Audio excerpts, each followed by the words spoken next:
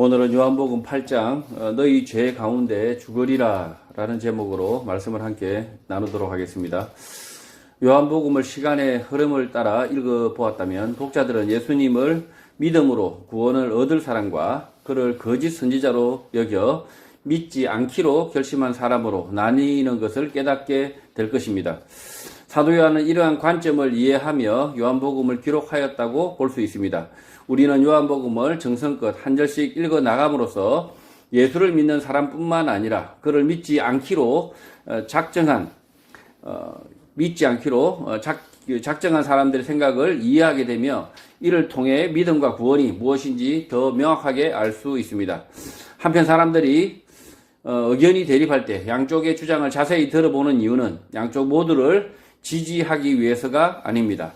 어느 한쪽은 진실을 말하고 있을 것이고 반대쪽은 거짓을 말할 가능성이 있기 때문에 양쪽 모두를 들여다보는 것입니다. 예수님의 사역도 마찬가지입니다.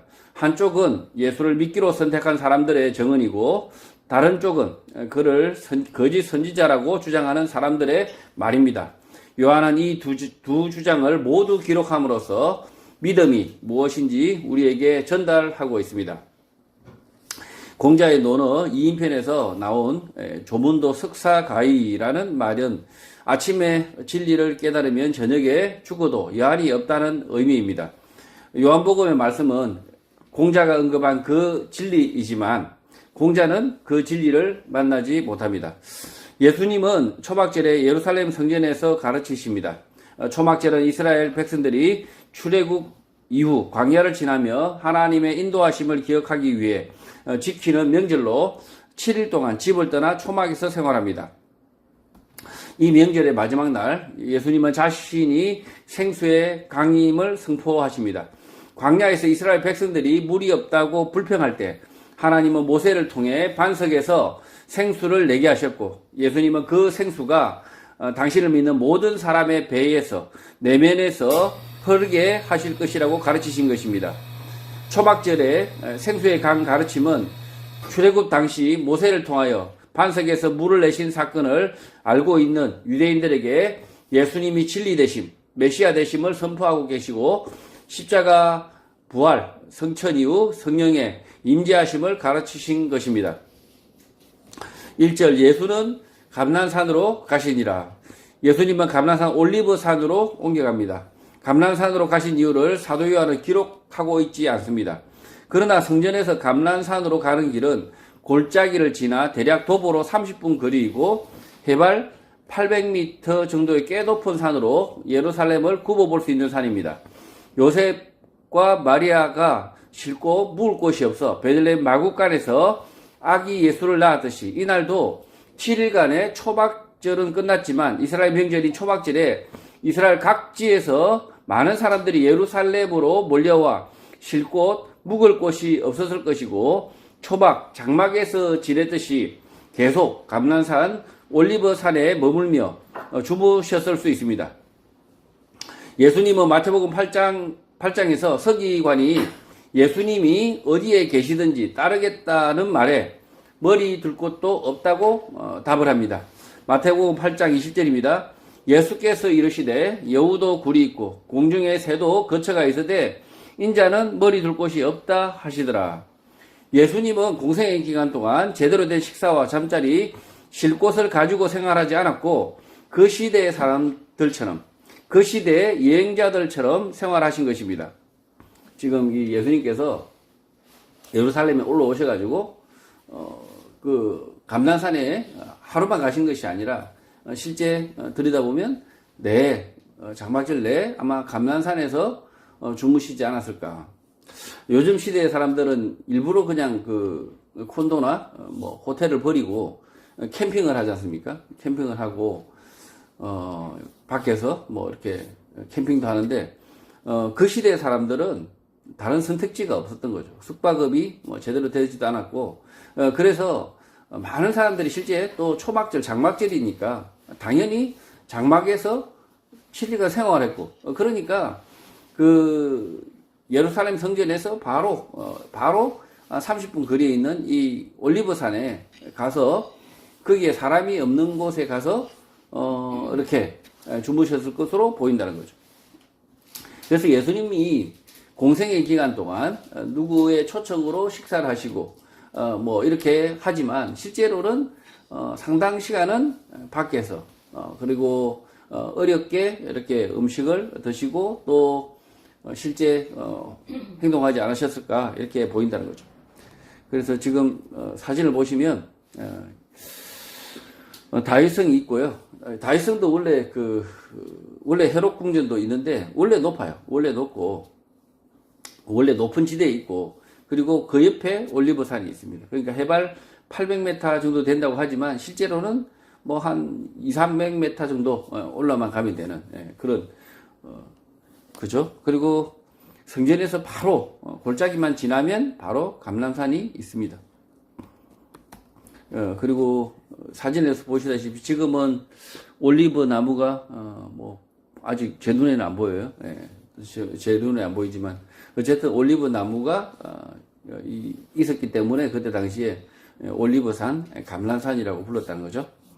2절 아침에 다시 성전으로 들어오시니 백성이 다 나아오는지라 앉아서 그들을 가르치셨다고 합니다. 예수님은 예루살렘 성전에서 가르치시는 일을 계속합니다. 자리를 옮겨 논쟁을 피할 수 있지만 그렇게 하지 않으신 것입니다. 헤롯 성전이죠. 헤롯 성전. 헬라어 파스는 모든 누구든지라는 뜻의 단어입니다. 이른 아침에 예수님은 성전에 다시 나오셨고 헬라어 파스, 어제 모였던 모든 백성들이 다시 왔다는 것입니다. 예수님은 성전 마당에 앉아 찾아온 많은 사람들을 계속 가르치셨던 것입니다. 이 성전에 찾아온 사람들을 그 회랑 쭉 이렇게 그 기둥 아래에서 사람들이 앉아 있고 그리고 거기에 사람들이 모여 있고 그래서 거기에서 말씀을 가르치셨다는 거죠. 한 10월 무렵이죠. 10월 무렵, 가을 무렵. 그러니까 초막절이 끝난 추수감사절이 끝난 그 무렵에 예수님께서 성전에서 계속 며칠을 계속 가르치고 계신다는 거죠. 3절 서기관들과 바리새인들이 음행 중에 잡힌 여자를 끌고 와서 가운데 세웠다고 합니다. 헬라어 그라마테위스는 서기관 율법 전무가를 뜻하고 헬라어 파라사이오스는 바리새인을 뜻하는 단어입니다. 예수님이 많은 사람들을 가르치고 있을 때 서기관 바리새인들이 음행 중에 잡힌 여자를 끌고 온 것입니다. 바리새인들 서기관들의 방해, 겐세이가 시작된 것입니다. 겐세이는 견제를 속되게 이르는 말, 일본어 발음으로 당구 용어로도 사용되기도 하고 게임 용어로도 사용됩니다. 자기 공만 치면 되는데 일부러 앞에 공을 이렇게 막아서 점수가 안 나오게도 이렇게 하는 것을 겐세이라고 하죠. 겐세이. 지금 이 바리새인과 서기관들이 하는 짓이 아주 치졸하잖아요. 자기 일만 하면 되는데 굳이 예수님의 가르치시는 이 사역하는 이 공간에 와서 그냥 아무 짓도 안 해도 되는데 일부러 방해를 놓고 있다는 거죠. 4절 예수께 말하되 선생이여 이 여자가 간음하다가 현장에서 잡혔나이다. 5절 모세는 율법에 이러한 여자를 돌로 치라 명하였거니와 선생은 어떻게 말하겠나이까? 라고 묻습니다.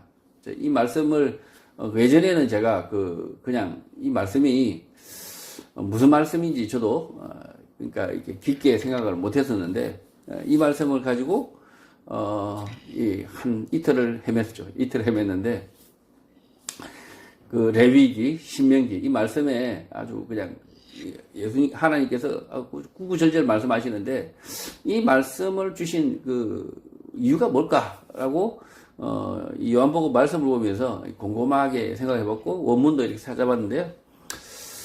자, 한번 보겠습니다. 헬라어 디다스 칼로스는 교사 선생을 뜻하는 단어입니다. 유대계 선생에 대한 호칭은 랍비입니다. 랍비어 이렇게 불러야 되는데 실제로 그 유대 지도자라는 자들이 디다스 칼로스라고 이렇게 지금 이렇게 물론 이제 다른 말로 했었겠죠. 그런데 어쨌든 호칭을 이렇게 구분하고 있다는 거죠. 서기관들과 바리새인들은 음행 중에 잡힌 여자를 끌고 와서 가운데 세우고 예수님께 디다스 칼로스 선생이여라고 말하며 가늠하다 현장에서 잡힌 이 여자는 모세의 율법에 따라 돌로 쳐야 하는데 선생은 어떻게 하겠느냐고 물은 것입니다. 서기관들과 바리새인들은 구약의 말씀을 가르치고 있었던 예수님에 대하여 랍비로도 칭하지 않고 일반 선생으로 칭하며 율법의 문제, 음행에 대한 문제에 대하여 물은 것입니다. 일반 선생으로 호칭하며 구약 율법의 문제를 묻는 이상한 태도인 것입니다. 실제 물어보는 질문은 구약의 말씀에 대한 물음이면서 실제로는 선생이여 라고 호칭한다는 건 참 치졸한 거죠. 치졸한 겁니다. 6절 그들이 이렇게 말하면 고발할 조건을 얻고자 하여 예수를 시험함이러라. 예수께서 몸을 굽히사 손가락으로 땅에 쓰셨다고 합니다. 그들이 이렇게 행동하고 말하는 이유는 고발할 조건을 얻으려고 예수를 함정에 빠뜨리려고 한다고 기록하고 있습니다. 예수님은 답하지 않고 몸을 굽혀 손가락으로 땅에 무엇을 쓰고 계셨습니다. 헬라어 원문에는 문장 끝에 프로스포이 우멘노스라는 문장이 있습니다. 헬라어 메는 아니, 만일 무엇이라면 라는 뜻의 단어이고 헬라어 프로스포이 오마이는 마치 무엇을 한 것 같이 하다, 가장하다, 흉내내다는 뜻의 단어입니다. 이 문장은 예수님이 땅에 쓰신 글일 수 있습니다. 번역하면 간음한 여자를 현장에서 마치 잡아온 것처럼 하지 말라라는 뜻일 수 있습니다. 사건을 억지로 만들어낸 것입니다. 지금 예수님께서 땅에다가 말씀을 하지 않으셨지만 땅에다가 그냥 쓰셨다는 거죠. 땅에다 쓰셨다. 이 여자는 평소 잘 알고 있었고 음행에 대하여 문제 삼지 않고 있다가 예수님을 시험하기 위하여 갑자기 끌고 왔을 수 있는 것입니다. 지금 이 서기관과 바리새인들이 실제로는 이 여자와 평소 알고 있었는데 갑자기 예수님을 시험하기 위해서 억지로 끌고 왔다는 거죠. 서기관들과 바리새인들은 예수님을 시험하기 위하여 문제를 만들어낸 것이 분명해 보입니다. 그러나 그들이 주장하는 바는 레위기 20장의 말씀 때문입니다. 레위기 20장 10절입니다. 누구든지 남의 아내와 간음하는 자 곧 그의 이웃의 아내와 간음하는 자는 그 간부와 음부를 반드시 죽일지니라. 히브리어 원문을 보면 이 말씀의 히브리어 원문을 보면 모트 유마스로 기록되어 있습니다. 히브리어 모트는 죽음을 뜻하는 단어이고 유마스는 죽일 것이다, 죽도록 할 것이다 라는 뜻의 단어입니다. 개역 개정 성경에서는 반드시 죽일지니라 라고 번역하고 있지만 죽여라로 번역하고 있죠. 킹제임스 영문 성경에서는 shall surely be put to death, 죽이라가 아니라 반드시 죽을 것이다 라고 번역됩니다. 레위기 20장에서 짐승을 죽여라, 처치하라는 뜻의 히브리어 단어는 하락으로 구분되어 사용됩니다. 이 죽여라 라고 만약에 쓰려고 했다면 히브리어 하락으로 썼다는 거죠. 모트 유마스로 쓰지 않는다는 거죠. 레위기 20장 15절입니다. 남자가 짐승과 교합하면 반드시 죽이고 너희는 그 짐승도 죽일 것이며, 이 히브리어 모트 유마스의 실제 뜻은 간음한 두 남녀를 죽여라가 아니라 죽을 것이다 라는 뜻입니다. 그러니까 지금 이 간음의 죄가 반드시 죽을 죄다라고 지금 하나님이 말씀하고 계신다는 거죠. 그래서 죽여라, 하라그가 아니고, 그리고 짐승은 하나님께서 딱 구분해서 말씀하십니다. 죽여라, 하라그로 설명하고 계세요. 이 수간을 할 때 남자와 짐승이 교합하면 짐승은 죽여라 라고 이렇게 분명하게 말씀하고 계신다는 거죠. 레위기 20장 2절입니다. 너는 이스라엘 자손에게 또 이르라. 그가 이스라엘 자손이든지 이스라엘의 거류하는 거류민이든지 그의 자식을 몰렉에게 주면 반드시 죽이되 그 지방 사람이 돌로 칠 것이요. 이 구절 말씀의 히브리어를 보면 마찬가지라는 거죠. 마찬가지 히브리어 에베는 돌을 뜻하는 단어이고 히브리어 바는 뭐뭐에서 뭐뭐 안에서라는 뜻의 전치사입니다. 또 라감은 함께 던지다, 돌로 쌌다, 돌로 쳐 죽이다는 뜻의 단어입니다. 이 말씀에도 돌을 도구로 그 사람을 쳐 죽이라는 뜻이 사실 아니라 이렇게 돌을 쳐 죽이라고 번역을 해버렸는데, 돌로 쳐 죽이라 그런 뜻이 아니라 돌을 쌓아서 돌 안에서 죽게 된다는 뜻인 것입니다. 인신제사의 문제, 죄악을 이스라엘 공동체가 돌로 덮으라, 없게 하라는 뜻인 것입니다. 지금 이 돌을 쌓아서 돌 함께 죽게 된다, 이 죄악이 인신제사의 문제는 공동체가 함께 돌을 쌓아서 그 죽을 수밖에 없는 아주 극악한 죄라고 이렇게 하나님이 구분지어서 말씀하는 거라는 거죠. 그래서 돌로 쳐 죽여라 라고 주신 말씀이 아니었다는 거죠. 신명기 22장에서도 이런 문제가 다시 언급되고 있습니다.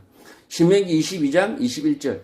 그 처녀를 그의 아버지 집 문에서 끌어내고 그 성읍 사람들이 그를 돌로 쳐 죽일지니 이는 그가 그의 아버지 집에서 창기의 행동을 하여 이스라엘 중에서 악을 행하였습니다. 너는 이와 같이 하여 너희 가운데서 악을 제할지니라. 이것도 히브리어 원문을 보면 히브리어 사칼은 돌을 던지다라는 뜻의 단어이고 히브리어 에벤은 돌을 뜨다는 단어이고 히브리어 바는 세서 아내라는 뜻의 전치사입니다. 이스라엘 공동체가 음행에 대하여 돌을 던져서 돌 안에서 죽게 해야 한다. 음행을 제거해야 한다라는 뜻인 것입니다. 그러나 죽여라, 처치하라는 뜻의 히브리어 단어 하라그는 사용되지 않았습니다. 지금 이 결혼을 앞둔 이 여성이 음행은 이 공동체를 파괴하는 죄악이다. 돌을 던져서 죽을 죄다라고 하나님이 가르쳐 주고 계시다는 거죠. 근데 이걸 마치 돌을 던져서 죽여라라고 결혼을 했더니만 그 여성이 음행을 한 여자였다. 그러면 끄집어내서 돌로 쳐 죽여라 이렇게 말씀하신 게 아니라는 거죠. 음행의 문제 또한 무덤에 들어갈 죄. 돌무더기에, 그때 당시에 돌무더기죠. 돌무더기에 무덤에 들어갈 죄. 악한 죄로 이스라엘 공동체가 다 함께 대응해서 제거해야 할 문제라고 말씀하신 것입니다. 돌을 던져 죽이는 것이 목적이 아니라 그 죄악이 돌무더기에 들어갈 죄, 공동체가 덮어야 할 죄, 제거해야 할 죄임을 말씀하신 것입니다. 결국 레위기 20장과 신명기 22장의 말씀들은 모세에게 이스라엘 공동체가 돌로 쳐서 죽여라 라고 명하신 것이 아니라 이러한 죄들은 돌 안에 들어가 죽어야 하는 죄, 이스라엘 공동체가 다 함께 제거해야 할 죄악이라고 말씀하신 것입니다. 근데 이 말씀을 유대인들은 곡해를 하고 왜곡을 해서 엉뚱하게 자기들이 죽이고 싶은 사람을 이렇게 끄집어내서 돌로 쳐서 죽인 거죠. 그러니까 이 말씀과 그들의 악행이 결합되어서 말씀이 왜곡되었던 거죠. 모세가 실제 모세가 준 율법대로면 어떻게 됩니까? 남자 여자 같이 죽여야 돼요. 자기들이 그렇게 막 왜곡해서 그렇게 만약에 받아들였다면 여자만 죽을 게 아니라 그 남자도 끌고 와서 함께 죽여야 되는데 지금 보면 불쌍한 여인밖에 없는 거죠. 이 이스라엘이 유대인들이 하나님의 말씀을 왜곡해서 이 하나님이 주신 이 모세에게 주신 이 말씀조차도 왜곡을 해서 자기들이 죽이고 싶은 사람을 죽이는 악행을 벌였고 그 말씀이 마치 하나님이 그 불쌍한 여자를 돌로 쳐 죽이라고 주신 말씀으로 지금껏 왜곡해서 전달하고 있다는 거죠. 예수님 당시 서기관들과 바리새인들은 하나님이 모세에게 주신 율법 말씀은 죄의 경중을 알게 하는 것이었고 이스라엘 공동체가 해결해야 할 죄, 제거해야 할 죄악에 대하여 말씀하신 것을 이해하지 못하고 자신들 마음대로 율법, 규칙을 선택적으로 적용하여 실제 돌로 쳐 죽였던 것입니다. 돌 안에 죽어야 한다. 반드시 죽을 것이다. 라는 경고의 말씀. 율법은 결국 공동체를 죽이는 죄악을 뜻하고 믿음을 떠난 사람들에 대한 죽음의 심판을 뜻하는 것입니다. 지금 이 사진을 보면 무덤을 구덩이를 판 다음에 거기에 사람을 넣고 거기에다가 돌을 갖다가 던져서 실제로 이렇게 돌무덤으로 만드는 이런 짓을 했는데요. 실제 음행을 한 사람이 이렇게 죽여라 라고 이렇게 하나님이 주신 건 아니죠. 이 음행이 그만큼 돌에 이렇게 무덤으로 들어갈 죄다. 죽을 죄다. 공동체 안에서 끊어내야 될 죄다. 그 나라 안에서, 이스라엘 그 나라 안에서 끊어내야 될 죄가 음행의 문제다. 간음의 문제다. 라고 말씀하고 있는 거죠. 지금 현대사회도 마찬가지죠. 이 나라가 음행과 간음이 그냥 음란한 것이 창궐한다면 그 나라가 존재할 수가 없습니다. 존재할 수가 없는데 지금 이 나라 대한민국은 오히려 반대로 가고 있죠. 하나님 말씀과 정반대로 가고 있습니다. 예수님 당시 서기관들과 바리새인들은 제멋대로 정한 율법 규칙을 선택적으로 적용을 했습니다.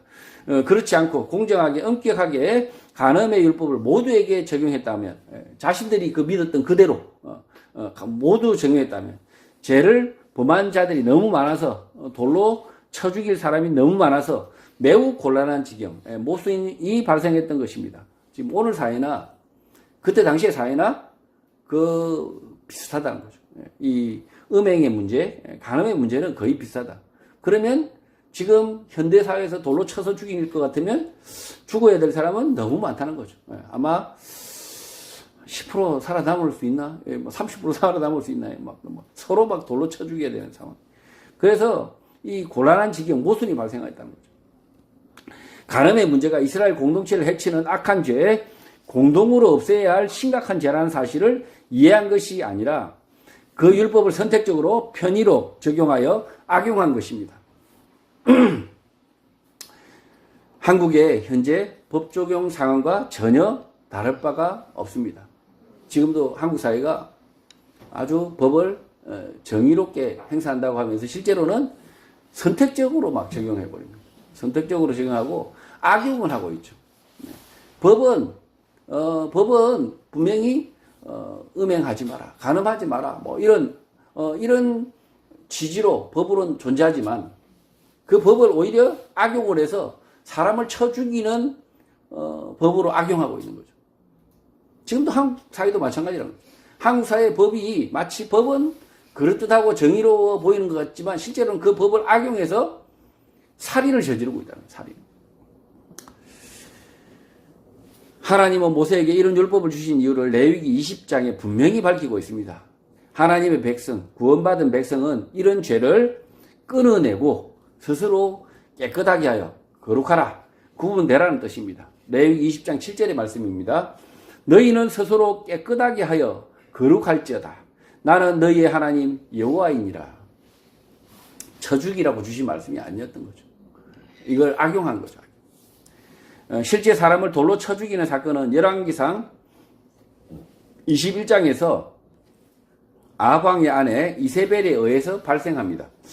아방이 나봇의 포도원을 팔라고 하였으나 거절하자 이 왕국에서 가까운 이 나봇의 포도원을 팔라고 막 이렇게 이야기를 하죠. 그러나 이 나봇이 거절하자 왕인데도 막 거절했죠. 이세벨이 모함을 하여 성읍 밖으로 끌고 나가 나봇을 돌로 쳐 죽인 것입니다. 안 파니까 막 죄를 뒤집어 씌워서 만들어서 돌로 쳐 죽인 거죠.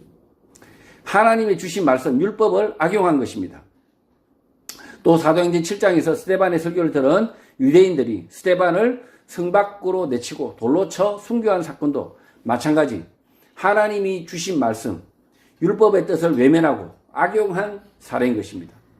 이스라엘 공동체가 스스로 깨끗하고 거룩하라고 이렇게 주신 말씀인데 그 말씀을 악용해서 오히려 어떤 사람을 살인하는 이런 악한 법으로 적용하고 있다는 거죠. 이스라엘 공동체가 돌 안에서 죽어야 할 죄, 이 공동체가 반드시 뿌리 뽑아야 될 죄, 공동체가 함께 노력해야 될 죄가 있다는 거죠. 돌 안에서 죽어야 될 죄, 모두 함께 돌을 던져야 할 죄, 공동으로 대처해야 할 죄악들을 열거하신 것인데 유대인들은 그 죄악들을 공동으로 대처하여 제거하지 않고 엉뚱하게 임의적으로 선택적으로 악용을 한 것입니다. 이방 나라와 다른 하나님의 백성들은 하나님의 말씀, 율법적 가치, 도덕적 가치를 가지고 이스라엘 공동체가 스스로 죄악을 제거하여 자신을 지키는 것이 하나님의 바람이었던 것입니다. 이 율법의 요구는 지금도 분명합니다. 우상숭배, 무당추종, 간음, 간통, 근친상간, 근친결혼, 동성애, 수간 등은 돌 안에 들어가 죽을 죄, 공동으로 대응을 해야 하는 죄, 성도가 하면 안 되는 일이고 그런 일을 하는 자는 성도가 될 수 없는 것입니다. 교회는 이런 문제에 대하여 개인의 문제로만 치부하면 안 됩니다. 교회 공동체는 국가와 사회에 이런 문제가 생겨나지 않도록 끊임없이 돌을 던져서 죄악을 제거하도록 노력해야 하는 것입니다. 모세에게 이 율법과 말씀을 주신 하나님은 강제가 아니라 스스로 자발적으로 그러한 삶을 살아야 하고 공동체가 함께 노력해야 한다고 말씀합니다. 동성애를 하는지, 수간을 하는지, 근친상간을 하는지, 간음을 하는지 그 사람이 아니면 다른 사람이 알기 어렵습니다. 잘 모르죠. 모를 수 있습니다. 실제 그 자신이 그런 문제에 대하여 솔직하게 말하지 않으면 아무도 알 수 없기 때문입니다. 홍석천이가 뭐 자기가 그런 이야기를 하지 않으면 우리가 어떻게 알겠어요? 예, 알 수가 없죠. 자기가 말을 하니까 알게 된 거죠. 그러나 교회 공동체 구성원 가운데 어떤 사람이 이러한 죄를 짓고 있다면 돌무덤에 들어갈 죄, 죽어야 할 죄를 짓고 있는 것으로 그 죄를 짓지 못하도록 돌을 던지는 심정으로 다 같이 막아서야 되는 것입니다. 이 홍석천이가 이렇게 커밍아웃 됐다. 돌 맞아 죽을 죄라는 거죠. 돌 안에서 죽을 죄라는 거죠, 사실은. 근데 마치 그것이 아무 죄도 아닌 것처럼 하는 그 자체가 아주 심각한 사회 병폐라는 거죠. 그런 문제를 가지고 실제로는 국가 공동체가, 그 다음에 특히 교회 공동체는 신앙으로 다 같이 막아서야 된다는 거죠. 교회 성도, 하나님의 백성은 이러한 죄를 반드시 끊어야 하고 회개해야 한다고 가르치고 있는 것입니다. 사두개인들과 바리새인들은 예수님을 딜레마에 빠뜨렸다고 생각했던 것 같습니다. 간음한 이 여인을 놓아주라고 하면 율법을 어기는 사람, 성적 타락이 만연한 이 현실을 인정하는 사람이 되고, 돌로 쳐 죽이려고 한다면 불쌍한 이 여자만 돌로 쳐 죽이고 실제 간음하는 대다수는 처벌하지 않는 모순적 상황인 것입니다. 지금 예수님 앞에 예수님이 이 여자를 돌로 쳐 죽여라. 그러면 매우 예수님이 부당한 사람이 되는 거예요. 예수님도 똑같은 사람이 되는 거예요. 남자는 안 죽이고 여자만 죽이고, 그 다음에 이 여자만 이런 문제에 있겠습니까? 왜 이 불쌍한 여자만 죽어야 됩니까? 그러나 돌로 치지 마라 이렇게 하면 어떻게 됩니까? 율법을 어기는 자다. 그 다음에 간음과 간통, 이 음란을 장려하는 사람이다 라고 이렇게 쏘아붙이겠죠. 예수님은 간음, 음란의 문제에 대하여 마태복음 5장에서 이렇게 말씀을 합니다. 마태복음 5장입니다. 27절, 또 간음하지 말라 하였다는 것을 너희가 들었으나 나는, 28절, 나는 너희에게 이르노니 음욕을 품고 여자를 보는 자마다 마음에 이미 간음하였느니라. 29절, 만일 내 오른 눈이 너로 실족하게 하거든 빼어내 버리라. 내 백체 중 하나가 없어지고 온몸이 지옥에 던져지지 않는 것이 유익하며, 30절, 또한 만일 내 오른손이 너로 실족하게 하거든 찍어내버리라. 내 백체 중 하나가 없어지고 온몸이 지옥에 던져지지 않는 것이 유익하니라. 예, 마태복음 5장의 이 말씀을 보면, 예, 눈 뽑고, 팔 자르고, 뭐, 이래야 됩니까?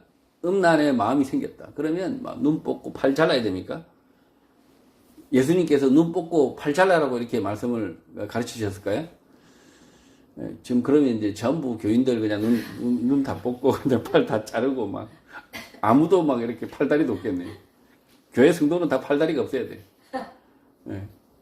예수님이 이렇게 말씀을 주신 게 아니라는 거죠. 예. 인간이 이렇게 열심히 노력한다고 이 음란의 문제 속에서 나올 수가 없다. 이 예수님이 말씀하시는 이 예수님의 예수님의 믿음과 그의 말씀을 따름이 아니면 우리가 이런 죄악의 문제에서 스스로 빠져나올 수 없다. 이걸 지금 말씀하고 있다는 거죠. 간음하지 말라라고 들었으나 음욕을 품고 여자를 보는 것은 이미 마음에 간음한 것이다 라고 말씀합니다. 그래서 음란의 문제가 생겨나면 자기 자신의 눈을 훼손하고 오른손을 찍어버려야 한다라고 가르치신 것으로 생각하지만, 실제는 사람의 의지, 노력으로는 죄의 문제에 대한 완전한 해결이 불가능하다. 지금 앞에 있는 예수를 그리스도로 알고 그의 말씀만을 따르는 것으로만 가능하다라고 가르치신 것입니다. 예수님의 말씀을 따름으로만 이 음란의 문제, 죄악의 문제를 해결할 수 있다라고 말씀하고 있었다는 거죠. 간음한 자를 돌로 쳐서 죽여라 라는 것은 하나님으로부터 받은 모세의 율법이 아닙니다. 서기관과 바리새인들이 제멋대로 만들어낸 규칙, 그 중앙선관위가 제멋대로 만들어낸 법률도 없는데 막 이렇게 사전투표 관리관이 인쇄해버리라. 이게 성관이가 제멋대로 만들어낸 규칙이잖아요. 법도 아니고. 마찬가지란 거죠. 서기관과 바리새인들이 제멋대로 만들어낸 규칙이 이 율법이었던 거죠. 이게 하나님 주신 율법이 아니라 누가 만들었다고요? 하나님은 이렇게 주셨는데 바리새인들, 서기관들이 만들어낸 것이 돌로 쳐 죽여라 라는 율법이었다는 거죠. 서기관과 바리새인들이 말한 것처럼 이스라엘 공동체가 그 규칙, 율법대로 공평하게 엄격하게 만약 시행을 했다면, 자신들이 믿었던 대로 시행을 했다면 가늠한 남자와 여자를 돌로 치는 끔찍한 일이 자주 일어났어야 하지만 실제는 그렇지 않았습니다. 그러니까 이게 실제로는 다 덮였다는 거죠. 모세에게 주신 말씀대로 간음의 문제는 이스라엘 공동체를 허무는 악한 죄, 돌무덤 안에 들어가 죽어야 할 죄, 공동체 구성원 모두가 함께 경계하고 제거해야 할 공동체적 죄악이지만 다 함께 스스로 경계하며 그 죄악들을 미워해야 한다고 말씀하신 것입니다. 지금 이 간음의 죄, 이 간음의 죄가 가족을 해체하고 공동체를 해체하고 나라를 해체하는 공동체의 죄라는 거죠. 그걸 돌 무덤 안에 그리고 돌 안에서 죽을 죄다라고 지금 말씀하셨다는 거죠. 2015년 한국에서 헌법재판소는 간통죄를 62년 만에 폐지를 하였습니다. 그리고 10년이 흘렀습니다. 간통죄 폐지는 한국 사회 곳곳을 병들게 하고 있습니다. 이혼율이 뭐 5배, 6배 늘어났다고 하죠. 돌 안에 들어가 죽을 죄, 다 함께 돌을 던져야 할 죄악을 죄가 아닌 것으로 만든 것입니다. 그래서 가족이 해체되고 저출산으로 국가 존립이 위태로운 지경인 것입니다. 간통죄 폐지 이후 많은 돌싱녀들이 생겨나고 있고 결혼이 아니라 동거를 하지만 불안한 동거, 문제 많은 동거로 고독사와 같은 많은 문제들을 만들고 있는 것입니다. 동거하다가 그러니까 그냥 늙고 병들면 버려요. 그래서 혼자 고독사 하는 거예요. 고독사. 이게 지금 대한민국의 심각한 문제죠. 교회 공동체는 이런 잘못된 국가제도 법률 문제들에 대하여 하나님의 말씀을 바탕으로 계속하여 비판하며 돌을 던지며 투쟁을 해야 하는 것입니다. 돌을 던져야 될 문제라는 거죠. 계속해서 이런 국가사회가 이런 악한 법과 제도를 만든다면 교회는 계속 돌을 던져야 된다. 성도는 계속 돌을 던져야 된다. 7절 그들이 묻기를 맞이 아니하는지라 이에 일어나 이르시되 너희 중에 죄 없는 자가 먼저 돌로 치라 하시고 8절 다시 몸을 굽혀 손가락으로 땅에 쓰셨다고 합니다. 서기관과 바리새인들은 예수님에게 답변을 재촉합니다. 죽여요 말아요 이러면서 계속 답변을 재촉했던 거죠. 이 여자 죽여요 말아요. 그러나 예수님은 땅바닥에 글을 쓰시다가 일어나시며 죄 없는 자가 먼저 돌로 치라라고 답을 하십니다. 서기관들과 바리새인들이 원하는 대로 돌로 치라라는 답변을 하시고 다시 몸을 굽혀 손가락으로 땅에 뭔가를 쓰고 계십니다. 죄 없는 자가 돌로 쳐라. 돌로 쳐라라는 거죠. 쳐라. 저는 예수님이 손으로 쓰신 글이 무엇인지 궁금합니다. 그러나 그 자리에 있었던 사람들은 분명히 보았을 것입니다. 이 사건을 기록한 사도 요한은 그것을 몰랐든지 궁금하지 않았든지 기록하고 있지 않습니다. 이 사도 요한이 그 글씨를 못 봤을 수 있죠. 못 봤을 수 있는데 어쨌든 예수님은 분명히 그 땅바닥에 계속 글을 쓰고 계셨다. 제 생각에는 예수님은 이렇게 적고 지우기를 반복했을 것 같습니다. 이 여자와 간음한 자, 홍길동, 김계동, 이말동 이렇게 차례차례로 그 여자와 관계 맺은 남자들의 이름을 촉촉촉 쓰고 있었을 수 있다는 거죠. 그 다음에 자기 이름도 나올까봐 벌벌벌 떨었던 거죠. 그리고 이렇게 적었을 수 있습니다. 그곳에 온 사람들의 이름과 함께 몇 날 며칠 누구와 간통, 몇 날 며칠 어디에서 양 2마리 절도, 이렇게 그들의 죄악들을 이름과 실명과 함께 차례차례 적고 있었을 수 있다. 이렇게 그곳에 모인 사람들의 죄에 대하여 차례대로 적고 지웠을 수 있습니다. 예수님께서 왜 지웠겠어요? 이 여자, 불쌍한 여자에 그 말로 했으면 다 들었을 거 아니에요, 이 여자도. 얼마나 창피했을까요? 그러니까 예수님께서 그냥 땅에 적으시고 지우셨다는 거예요. 예수님이 공개적으로 말씀을 하지 않으시고 땅에 글을 쓰신 이유는 분명합니다. 이 여자와 죄를 지은 그 사람들에 대해서 공개적으로 말씀을 하시면 창피하여서 회개할 기회를 얻지 못할까봐 그렇게 하신 것으로 보입니다. 오늘날도 그 성범죄 재판은 비공개로 하죠. 비공개로 하죠. 예수님도 이 여자의 치부를 비공개로 글로 땅바닥에 쓰셨다는 거예요. 그러나 그 여자의 치부가 곧 누구의 치부였습니까? 그 남자들, 모여있는 그 남자들의 치부였다는 거예요. 제가 이렇게 생각하는 이유는 예수님은 나다나엘을 만나기 전 무화과 나무 아래에서 보셨고 그가 어떤 사람인지도 아셨기 때문에 여기 모인 모든 사람들도 모두 아실 수밖에 없는 것입니다. 예수님께서 이 모인 사람들의 과거들을 모르셨을까요? 나다나엘도 그가 누구인지 무엇을 하고 왔는지까지 다 만나기 전에 보았다라고 말씀하셨어요. 예수님이 하나님의 아들로 그들의 악행들을 낱낱이 알고 계셨다는 거죠. 낱낱이 알고 있는데 그 자들의 대표적인 죄들만 이렇게 적었을 뿐인데 아주 혼쭐이 났다는 거죠. 패가 망신할 뻔한 거죠. 이 소문났으면 큰일 날 뻔했다. 9절 그들이 이 말씀을 듣고 양심의 가책을 느껴 어른으로 시작하여 젊은이까지 하나씩 나가고 오직 예수와 그 가운데 서는 여자만 남았다고 합니다. 지금 이 모인 사람들이 양심의 가책을 받고 흩어졌다는 거죠. 근데 죄 없는 자가 돌로 쳐라. 이 말씀만 가지고 얘들이 양심의 가책을 받았을까요? 이 위선자들이, 이 파렴치한 놈들이, 예수를 죽이려고 달려드는 이 자들이 죄 없는 자가 돌로 쳐라. 이렇게 말씀하셨다고 그냥 다 도망갔다. 예. 그 유대인들을, 그 바리새인들을 너무 호락호락 본 거죠.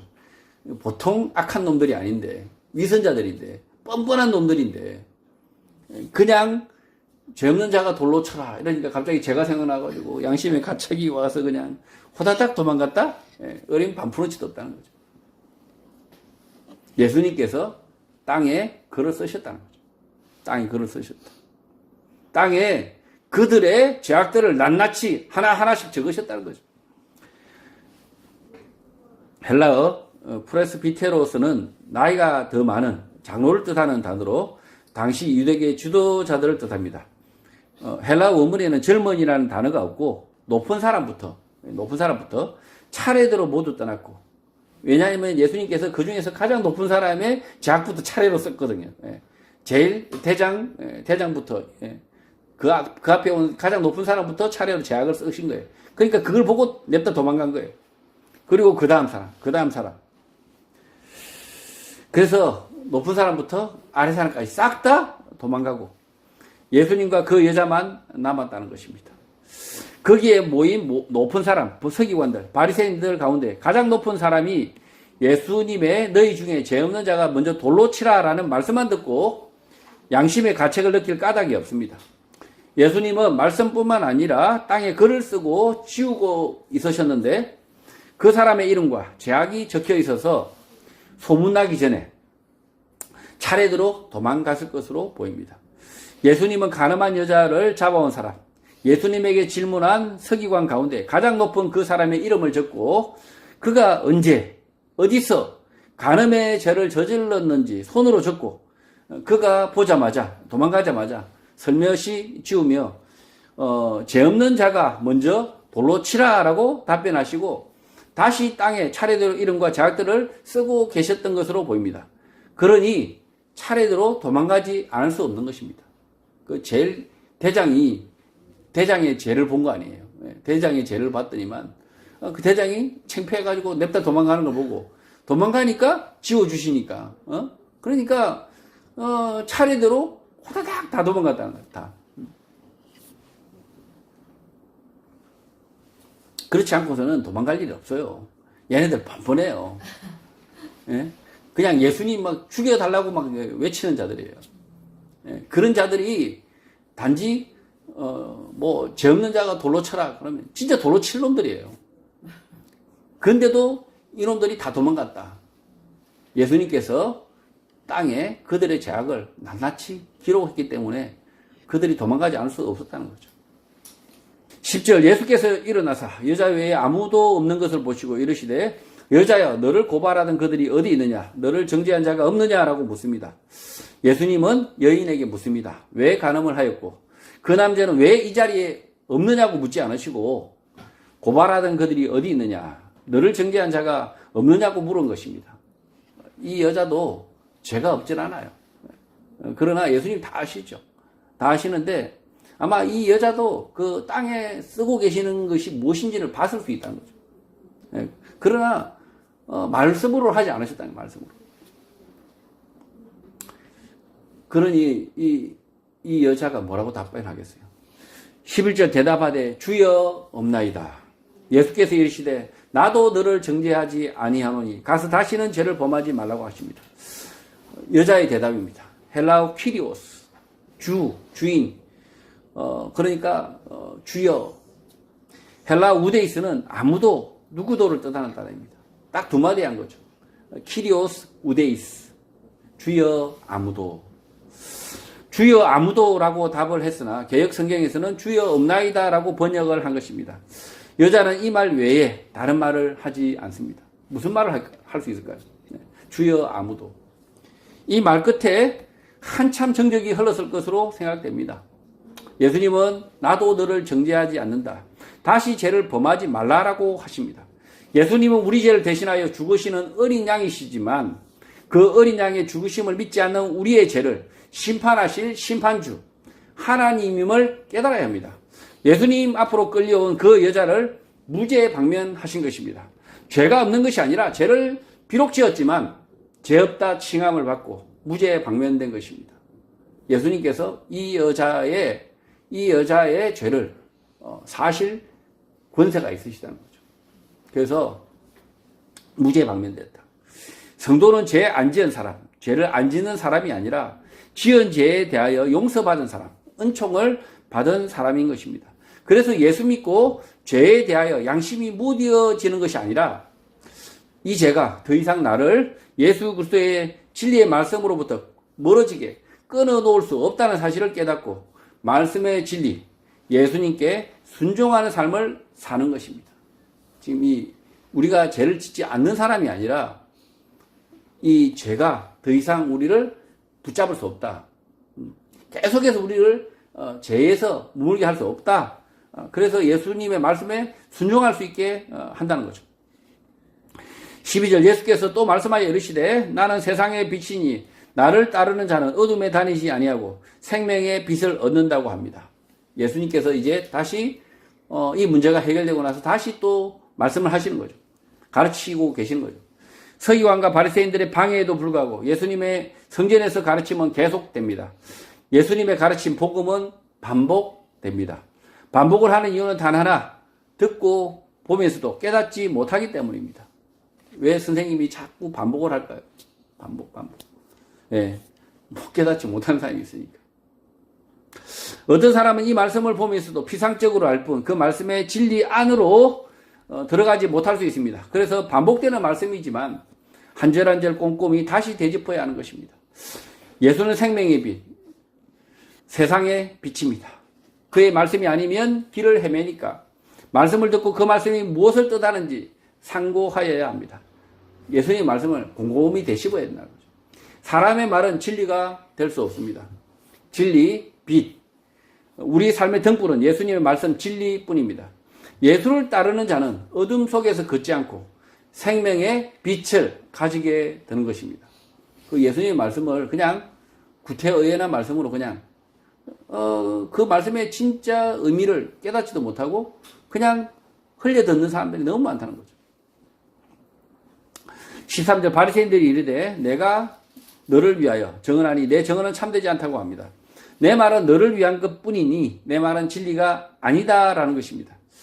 14절 예수께서 대답하여 이르시되 내가 나를 위하여 정언하여도 내 정언이 참되니 나는 내가 어디서 오며 어디로 가는 것을 알거니와 너희는 내가 어디서 오며 어디로 가는 것을 알지 못한다고 합니다.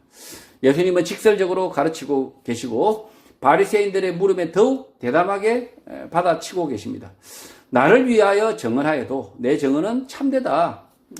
나는 하늘로부터 온 자 메시아 하나님의 아들이고 곧 보좌로 가실 것도 알지만 너희들은 내가 누구인지 모른다라고 말씀하고 있는 것입니다. 예수님께서 아주 직설적으로 이제 말씀하고 계시는 거죠. 15절 너희는 육체를 따라 판단하나 나는 아무도 판단하지 않는다고 합니다. 너희들은 육체를 따라 눈에 보이는 말과 행동, 차림새에 따라 판단하지만 교회가 잘 이러죠. 교회가 딱 교회 문을 턱을 딱 넣어보면 딱 차림새를 보고 돈 좀 있겠네. 참 잘 사네. 이러면 아이고 어서 오세요 이렇게 하고 그 좀 행색이 남루하고 뭐 그냥 보잘것없고 교회에 도움이 되지 않을 것 같으면 쳐다도 안 보죠. 왔습니까? 의례적인 인사만 하고.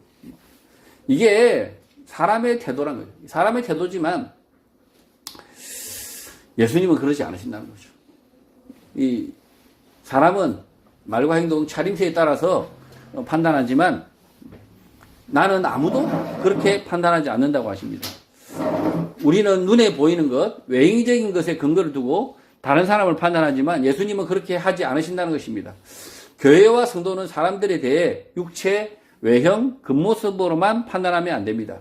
그 사람이 가난하든지 부유하든지 외면만을 살피지 말고 그 사람의 내면을 볼 수 있어야 합니다. 예수 복음은 차별이 없어야 하는 것입니다. 지금 이 교회가 어쩌다 보니까 어쩌다가 예수님의 말씀을 이렇게 예수님의 말씀이 이렇게 강조하고 계시는데 육체를 따라 판단하지 마라 이렇게 강조하시는데도 교회가 교회 안내하시는 분들이 딱 이렇게 눈여겨보는 분들은 어떤 분이에요? 자동적으로 그냥 좀 고급차 타고 오시고 비싼 양복 입고 계시고 헌금 많이 하시고 이런 분들만 이렇게 눈여겨본다는 거예요. 왜 그렇게 할까요? 그들의 이용 가치를 알기 때문에 그런 거죠. 교회는 그렇게 하면 안 된다는 거죠. 돈 있는 자나 없는 자나 그냥 똑같이 차별이 없어야 된다. 그래서 일부러 그냥 오히려 잘 입고 오면 무시하는 게 오히려 낫죠. 잘 입고 왔네. 차라리 없어 보이는 사람이 있으면 더 환대를 해요. 그게 교회가 고쳐야 될 지점이라는 거죠. 근데 어느 사회나 가보면 다 마찬가지라는 거죠. 심지어 동창 모임도 뭔가 외제차 막 끌고 오고, 그 다음에 돈 막 쓰고, 막 이러면, 그리고 막 페이스북에 막 온갖 막 이렇게, 돈 지랄하면 막 그냥 친구들이 환대하고 막 그러지 않습니까? 왜? 밥값 내가 안 내도 되니까. 그 친구 덕 볼 수 있으니까. 세상 사람들이 다 그렇게 한다는 거예요.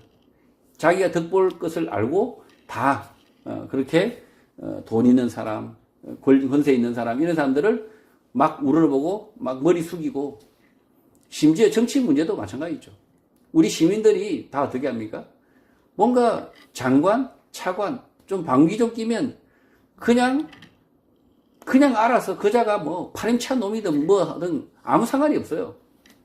가서 그냥 머리 조아리고 어떻게 한번 득볼까. 그냥 줄을 서죠. 교회는 그렇지 않아야 된다는 거죠. 교회는 오히려 장차관이 교회에 왔다. 오히려 무시해야 되는 거예요. 무시. 그리고 안 입고 와서 이 교회 안 가 그러면 오지 마. 그게 맞다는 거죠. 전혀 그런 사람이 오면 신경도 쓰지 말라는 거죠, 오히려. 근데 교회는 반대로 하고 있다는 거죠. 16절 만일 내가 판단하여도 내 판단이 참되니 이는 내가 혼자 있는 것이 아니요 나를 보내신 이가 나와 함께 계심 때문이라고 합니다. 예수님은 육체를 따라 판단하지 않으시지만 그 사람의 내면 영혼을 보시고 판단을 하실 수 있는데 그 판단이 참되다라고 합니다. 그 이유는 예수님은 혼자 있는 것이 아니고 나를 보내시니 하나님이 함께 계시기 때문이라는 것입니다. 우리는 자신의 가치관, 세계관을 가지고 육체, 겉모습만 보고 옳다 그러다 판단하지만 이런 것들은 틀릴 수 있다는 것입니다. 그러나 예수님은 하나님과 함께 하셔서 우리의 모든 것을 보시고 판단하실 수 있다는 것입니다. 예수님이 그때 사역하실 때 예수님이 그 각 사람의 모든 사정들을 사실은 다 알고 계셨다는 거죠. 이미 다 알고 계셨다. 그래서 예수님의 이 판단은 틀림이 없다는 거죠. 17절 너희 율법에도 두 사람의 정언이 참되다 기록되었으니 18절 내가 나를 위하여 정언하는 자가 되고 나를 보내신 아버지도 나를 위하여 정언하신다고 합니다. 인간의 맹신하는 것을 빗대어 설명을 이어가십니다. 유대인들은 두 정인이 같은 말을 하면 그 정언이 참되다라고 인정을 했습니다. 근데 이게 맹신이죠, 맹신. 두 사람 다 거짓말할 수 있거든. 율법의 두 사람의 정언은 참되다 믿어도 된다고 생각하고 있으니까 너희들이 그렇게 생각하고 있으니까 하나님의 아들 예수와 하나님 둘이니까 반드시 믿어라라고 지금 말씀하시는 거죠. 예수님과 내 옆에 계시는 하나님 두 분이니까 두 분이 정언하고 있으니까 믿어라라고 이야기했던 거죠. 근데 이스라엘도 그렇고 지금도 대한민국도 마찬가지죠. 2명이 아니라 3명도 다 거짓말하는 놈들이 법정에서 다 거짓말하고 있어요. 4명, 5명도 합니다. 근데 이 유대인들은 두 사람이 정언하면 참이다. 그래가지고 나봇이 아무런 잘못이 없는데도 포도원을 팔지 않으려고 하는 그것 때문에 이세벨에 의해서 죽임을 당하죠. 포도원을 빼앗으려고. 그 가짜 정인 2명을 내세워가지고. 19절 이에 그들이 묻되 내 아버지가 어디 있느냐? 예수께서 대답하시되 너희는 나를 알지 못하고 내 아버지도 알지 못하는도다. 나를 알았더라면 내 아버지도 알았을 것이라고 합니다. 바리새인들은 내 아버지가 어디 있느냐라고 반문을 합니다. 그러니까 이게 2명이면 믿으라 하니까 나와 하나님 이렇게 하니까 내 아버지가 어디 있느냐라고 반문을 한다는 거죠. 그들이 몰라서 물었을까요? 예수님이 말씀한 아버지가 그들이 믿고 있는 하나님 아버지라는 사실은 뻔히 알 수 있었습니다. 그러나 바리새인들은 예수님을 부정하기 위하여 하나님이 어디 있느냐라고 말한 것입니다. 하나님 없다. 그러자 예수님은 나를 알지도 못하고 내 아버지도 알지 못한다. 나를 알았더라면 내 아버지도 알았을 것이다 라고 말씀을 한 것입니다. 바리새인들은 하나님을 매우 잘 알고 있다고 생각하는 사람들인데 예수님을 부정하기 위하여 하나님이 어디 있느냐라는 불신앙의 말을 했고 그 말 끝에 하나님을 모르는 사람, 불신앙의 사람이 된 것입니다. 하나님 어디 있느냐? 하나님 없다라고 말하니까 그래 너 말 잘했다. 너 하나님 없다고 말한 거 맞지? 라고 지금 이렇게 예수님이 되짚어서 말씀하시는 거예요. 20절 이 말씀은 성전에서 가르치실 때에 헌금함 앞에서 하셨으나 잡는 사람이 없으니 이는 그의 때가 아직 이르지 아니하였기 때문이라고 합니다. 사도 요한은 이 말씀들을 성전 헌금함 앞에서 하셨고 그를 잡아 죽이려고 하는 사람이 잡지 않으니 그 이유가 아직 악인들 사탄이 찍고 빻는 일을 다 하지 않아 그때가 아직 이르지 아니하였다고 기록하고 있습니다. 예수님의 때 하나님의 때가 이르지 않았다라는 것입니다. 예루살렘 성전 헌금함은 성전 안쪽 여인의 뜰 주랑 아래에 있었고 기둥 있고 지붕 있는 이렇게 공개된 장소 있죠. 그 주랑 아래에 있었고 이방인을 제외한 유대인 남자 여자가 함께 출입할 수 있었던 것입니다. 이 사진을 참조해 보시면 되고요. 우먼스 카운티야드라고 된 여기가 그 여인의 뜰이거든요. 그리고 기둥이 보이는 그 아래에 헌금함이 있었다는 거죠. 헌금함이 한 10개, 13개 정도 있었다고 이야기하죠. 여기에서 지금 예수님께서 말씀하고 계셨다는 거죠. 성도의 가치관, 시간과는 세상 사람과 달라야 합니다. 이 땅에서 자기가 생각하는 시간, 때에 성취하고 이루어야 하는 것이 아니라 하나님의 인도하심을 따라 살고 모든 시간이 그의 주권하에 있다고 믿고 늘 현재를 하나님의 뜻이 이루어지는 때 영원으로 알고 살아야 합니다. 지금 오늘 내 삶에 예수 그리스도의 말씀과 영생의 삶이 없다면 죽어서 영생 얻는 일은 일어나지 않습니다. 그러니 성도의 삶에서 세상이 악하여 무엇이 성취되지 않는 것처럼 보이더라도 하나님의 뜻, 예수 그리스도의 말씀이 온전히 성취되고 있는 때임을 믿고 영원을 살아야 하는 것입니다. 지금 이 이재명 정권이 몰락하지 않고 있는 이 시간도 사실은 하나님의 말씀이 온전히 성취되고 있는 때, 그리고 우리가 영원히 사는 때라고 믿어야 된다는 거죠. 영생이란 건 오늘부터, 지금부터, 과거부터 영원까지라는 거죠. 어느 죽음 이후의 영생이 아니고, 21절 다시 이르시되 내가 가리니 너희가 나를 찾다가 너희 죄 가운데서 죽겠고 내가 가는 곳에는 너희가 오지 못한다고 합니다. 예수님의 새로운 가르치심이 시작됩니다. 그런데 좀 어려운 말씀입니다. 내가 성육신하였다가 이제 곧 십자가 부활 성천할 것인데 나의 육신을 찾는 너희들은 죄 가운데서 죽고 내가 가는 곳 하나님 나라에 오지 못한다고 말씀하고 있습니다. 지옥으로 간다는 것입니다. 육신 보이는 것, 듣는 것에만 집착하는 사람은 보이지 않는 것, 말씀의 진리, 믿음을 갖지 못하고 지옥에 갈 것입니다. 진리가 없는 삶을 살고 있으니 그 삶부터 지옥이고 계속 살다가 죽어서 지옥 갈 것이란 거죠. 22절 유대인들이 이르되 그가 말하기를 내가 가는 곳에 너희가 오지 못하리라 하니 그가 자결하려는가 라고 말했다는 것입니다. 유대인들은 예수님의 치욕적인 가르침에 너희 죄 가운데 죽는다 이렇게 말씀하시니까 얼마나 치욕이에요. 이 치욕적인 가르침에 화가 나서 예수 자살 예정서를 가지고 나옵니다. 예수님의 말씀을 유대인들이 못 알아듣고 이렇게 말하는 것처럼 보이지 않습니다. 악에 치받쳐서 막말을 하는 것으로 보입니다. 예수님의 말씀을 보면 볼수록 들으면 들을수록 분명한 현상이 있습니다. 하나는 철저히 하나님을 믿지 않는 길로 빠져들거나 또 하나는 진리 대신 예수님의 말씀에 온전히 순종한다는 것입니다. 물론 예수님의 말씀을 읽고 들어야 믿지 않거나 순종하거나 둘 중에 하나를 하는 것이지만 듣지 않으면 어느 쪽도 아닌 자기 소견에 옳은 대로 사는 것. 죄 가운데 죽는 것입니다. 죄 가운데 죽으리라. 23절 예수께서 이르시되 너희는 아래에서 났고 나는 위에서 났으며 너희는 이 세상에 속하였고 나는 이 세상에 속하지 아니하였다고 합니다. 예수 자살 예정설 같은 악담에 대해서 예수님은 화를 내시지 않으시고 앞서 말씀한 부분을 차분히 다시 설명을 합니다. 너희는 아래에서 죄 가운데서 출생하지만 나는 하늘로부터 왔고 너희는 이 세상에 속한 인간이지만 나는 이 세상에 속하지 않는다고 말씀합니다. 24절 그러므로 내가 너희에게 말하기를 너희가 너희 죄 가운데서 죽으리라 하였노라. 너희가 만일 내가 그인 줄 믿지 아니하면 너희 죄 가운데서 죽는다고 말씀합니다. 너희 죄 가운데 죽는다라는 말씀은 예수를 믿지 않는 것이 죄 가운데 죽는 삶이라는 것입니다.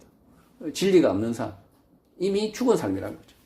예수 그리스도의 말씀 진리가 없는 삶은 곧 죽은 삶이다. 죽었으니 영생은커녕 아무것도 없다. 지옥에 간다는 것입니다. 예수 그리스도 진리를 담지 못하는 삶은 이미 죄 가운데 죽은 삶입니다. 죄 가운데 죽은 삶에서 예수 그리스도로 옮겨와야 하는 것입니다. 이 공자가 조문도 석사가의 아침에 도를 들으면 죽어도 좋다 이렇게 이야기했는데 그 말했던 공자가 예수 그리스도의 말씀을 알지 못한다는 거죠. 그래서 이 죄 가운데 죽은 삶, 그러니까 무지한 삶은 사실은 죽은 삶이다. 이미 죽었다라고 지금 예수님이 말씀하고 있다는 거죠. 그래서 우리가 이 땅에 태어나서 죽을 때까지 사실은 하나님을 알아가고 예수 그리스도의 말씀을 배워가는 그런 삶을 살도록 지어졌다는 거죠. 그래서 아브라함도 마찬가지라는 거죠. 아브라함, 그 다음에 야곱, 이삭, 할 것 없이 다 뭡니까? 그들은 그의 삶을 모두가 하나님을 알아가는 그 시간으로 지내왔다는 거죠. 25절 그들이 말하되 내가 누구냐? 예수께서 이르시되 나는 처음부터 너에게 말하여 온 자라고 합니다. 헬라어 아르케는 시작, 근본, 권위를 뜻하는 단어입니다. 히브리어 레시트, 시작, 근본을 뜻하는 단어로 헬라어 아르케와 같은 것입니다. 창세기 첫 장에 나오는 베레시트 할 때 레시트, 시작, 근본. 지금 여기서는 아르케. 유대인들이 그렇게 말하는 예수, 너의 정체가 무엇이냐고 물으니 예수님은 나는 처음부터 너희에게 말하여 온 자, 창세기의 말씀, 그 하나님, 아르케라고 말씀하신다는 거죠. 지금 이 유대인들이 이 아르케, 뭐 레시트 이 말을 들었을 때 충격받았겠죠. 자기들이 아는 그 구약의 첫 절의 그 레시트를 인용을 하니 이자들이 지금 뭐 충격을 받았을 거예요. 헬라어 랄레오는 말하다, 이야기하다는 뜻의 단어이고 히브리어 아마르는 말하다, 소명하다, 권고하다는 뜻의 단어입니다. 또 헬라어 로고스는 말씀을 뜻하고 히브리어로 말씀은 다바르입니다. 하나님은 온 땅 가운데 충만한데 특별히 말씀, 진리로 이 땅 가운데 충만하십니다.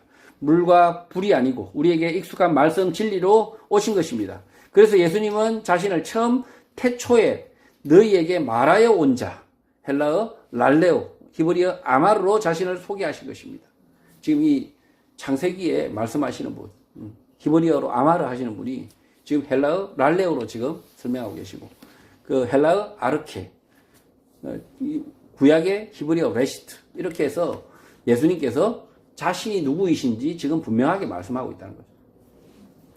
26절, 내가 너희에게 대하여 말하고 판단할 것이 많으나 나를 보내신 이가 참되심에 내가 그에게 들은 그것을 세상에 말한다고 합니다. 예수님은 사람에 대하여 속속들이 알고 계시지만 아까 돌 던지려다가 다 도망간 그 남자들에 대해서 속속들이 다 적으셨죠? 속속들이 다 적으셨어요.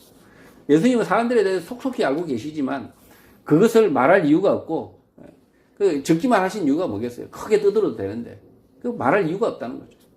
하나님의 진리를 세상에 드러낸다는 것입니다. 사람의 부패와 무능, 간사함, 사악함, 무책임함, 부족함, 어리석음 등에 대하여 매우 잘 알고 계시지만 그것을 말하고 설명하고 공부한다고 하여서 구원 얻지 못하기 때문에 하나님의 구원, 진리만을 말한다는 것입니다. 인문학, 과학 다 좋지만 성경의 진리, 말씀의 진리가 아니면 구원을 얻지 못합니다. 그 인문학 중에서 사람에 대해서, 사람의 죄악에 대해서 탐닉하는 문학들이 참 많아요. 특히 그걸 악마숭배라고 하잖아요. 악마숭배. 악마숭배, 마귀숭배. 문학이 다 이렇게, 뭔가 이렇게 진리를, 원래는 학문이란 건 진리를 발견하는 게 학문이거든요. 진리를 발견하는 게 학문인데, 어쩌다가 진리가 아니라 인간의 악함을 탐구하는 놈들도 있다는 거죠. 인간의 악함을 탐구하고 심지어 논문도 조작하고 그래가지고 어떻게든 거짓말을 만들어내고, 그래서 그 인문학 과학이 다 진리를 탐구하는, 뭐 겉으로는 다들 유명한 대학들, 아주 좋은 대학은 다들 우리는 진리를 찾으려고 하는 사람들입니다. 진리를 탐구하는 사람들입니다. 라고 이렇게 마치 자기들이 고매하게 소개하지만, 아주 그냥 나쁜 놈들, 뱀새끼들도 거기에 있다는 거죠. 27절, 그들은 아버지를 가리켜 말씀하신 줄을 깨닫지 못했다고 합니다. 헬라어 레고와 헬라어 랄레오는 말하다라는 뜻의 단어입니다. 그러나 레고는 좀 더 문어적 상황에서 사용되고 랄레오는 구어적 상황에서 현장에서 사용됩니다. 사도의 아니 시간이 지나 현장이 아니라 다른 장소에서 헬라어 레고 말씀하셨다라고 기록한 것입니다. 유대인들에게 이 정도 설명했으면 눈에 콩깍지가 끼지 않는 이상 깨달아야 정상인데 깨닫지 못하는 것을 보면 분명히 콩깍지가 눈을 가리고 있는 것입니다. 저와 우리도 마찬가지입니다. 별반 다르지 않을 수 있으니까 내 눈에 콩깍지를 벗겨주시기를 간절히 기도해야 하는 것입니다. 저도 이 말씀을 그 전에 볼 때는 이게 무슨 말씀인가? 돌로 쳐 죽여야 되나? 진짜 돌로 쳐서 죽이는 율법을 하나님께서 모세에게 주셨나라고 이렇게 저도 그냥 모르겠다. 모르는 건 모르는 거죠. 그냥 모르겠다. 이렇게 생각하고 있었는데 이 말씀을 오늘 요한복음 8장의 말씀을 준비하면서 분명히 이 하나님이 모세에게 율법을 주셨을 때 돌로 쳐 죽여라 라고 주신 말씀이 아니었다는 거죠. 돌로 쳐 죽이라가 그 아니라 공동체가 이 죄악들과 함께 맞서야 된다라고 가르쳐 주셨다는 거죠. 그리고 그 돌무덤 안에 갇혀서 죽어야 될 죄란 사실은 진짜 죽어야 될 죄, 공동체를 파괴하는 죄라는 거죠. 간음의 문제라든지, 그 다음에 동성애라든지, 수간이라든지 이런 것들은 왜 하필 그런 죄만 저도 그때 구약의 말씀 봤을 때 왜 이런 죄들만 열거하셨을까? 라는 생각이 그때는 들지 않았죠. 근데 이상하다. 왜 돌로 쳐 죽이라고 하는, 그리고 왜 수간 그다음에 동승회 이런 것들이 막 열거가 되어 있을까 생각했는데, 요한복음 8장의 말씀을 보면 분명히 그 말씀은 공동체가 파괴되는 죄, 돌 안에 갇혀 죽어야 될 죄로 이해가 된다는 거죠. 28절 이에 예수께서 이르시되 너희가 인자를 든 후에 내가 그인 줄을 알고 또 내가 스스로 아무것도 알지 아니하고 오직 아버지께서 가르치신 대로 이것들을 말하는 줄도 알게 된다고 합니다. 헬라어 힙소는 높이 올리다, 높이다는 뜻의 단어입니다. 예수님은 십자가에 달리심을 높이 올린다고 말씀하신 것입니다. 예수님께서 이 죽으심을 높임을 받는다 라고 이렇게 말씀하고 있다. 예수님의 수욕과 죽음은 우리에게 구원의 말씀, 희망의 말씀이 되는 것입니다. 예수님이 십자가에 죽으시고 부활하시면 내가 메시아 하나님의 아들인 줄 깨닫게 되고 하나님이 창세전에 계획하신 일인 줄 알 것이다 라는 것입니다. 저와 우리 삶에 십자가가 있어야 하는 이유입니다. 예수 십자가를 알지 못하면 우리가 깨달을 계기가 없었고 믿음은 시작되지 않았기 때문입니다. 우리가 예수님의 그 십자가 죽으심을 보지 못했다면 우리가 이 하나님의 말씀, 예수님의 말씀을 받아들일 수 없었다는 거죠. 우리가 악해서. 29절 나를 보내신 이가 나와 함께 하시도다. 나는 항상 그가 기뻐하시는 일을 행함으로 나를 혼자 두지 아니하셨다고 합니다. 예수님의 말씀은 우리의 삶도 그러해야 한다는 것입니다. 우리 안에 진리, 하나님의 영이 함께 하시고 내가 항상 그가 기뻐하는 일을 한다면 그 무엇도 걱정과 염려가 되지 않습니다. 하나님의 진리와 함께하는 이 순간, 이 시간, 이 소중한 시간이 있다면 다른 무엇이 부족하다 한들 부족함이 전혀 없는 것입니다. 우리는 헛것을 믿는 사람들이 아닙니다. 예수 그리스도 진리 되신 하나님을 믿는 사람들입니다. 그 진리의 영을 품고 사는 사람들입니다. 거짓으로 행복한 척, 아무 염려 없는 척 하라는 말이 아니라 예수 그리스도의 말씀, 진리를 가슴 속에 묻어서 행복한 사람, 아무 염려 없는 사람이 되라는 것입니다. 이렇게 그 영화 밀양에 보면 있잖아요. 아들을 죽이고 들어가서 예수 믿고 행복합니다. 마음에 평안이 왔습니다. 이러면서 얼굴만 환하게 미소 짓는 그 태권도 웅변인가요? 웅변학원 원장 선생님처럼 그렇게 얼굴만 이렇게 미소 지으라는 게 아니라는 거죠.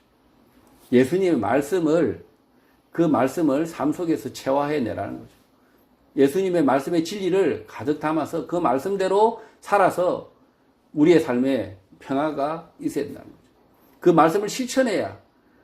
그리고 알기만 하면 뭐합니까? 실천하지 않으면 가짜 평화죠. 가짜 미소가 되는 거죠. 30절 이 말씀을 하시면 많은 사람이 믿었다고 합니다. 이러한 말씀 끝에 많은 사람이 믿었다라고 기록하고 있습니다. 믿음은 들음에서 나지만 듣고도 믿지 않는 사람들도 있고 듣고 믿는 자도 생겨나는 것입니다.